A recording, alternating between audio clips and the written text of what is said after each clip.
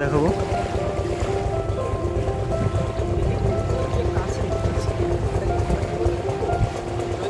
না না, কাঠ চালা করতে গেছে।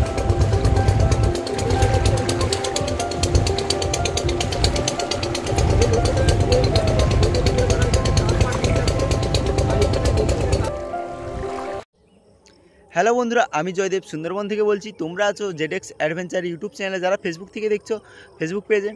আর আমি আজকের আমার পরিচয় দেবো, আমার বাড়ি কোথায় সব কিছু দেবো।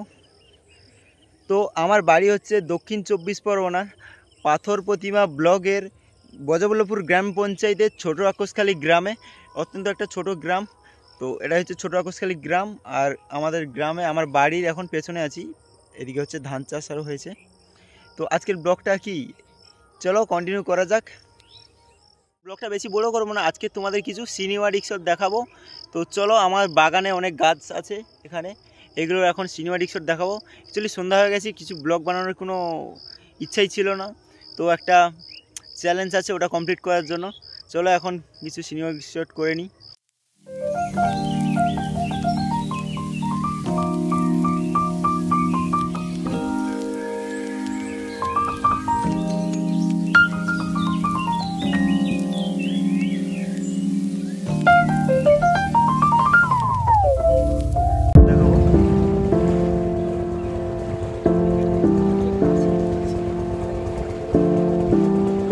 না না,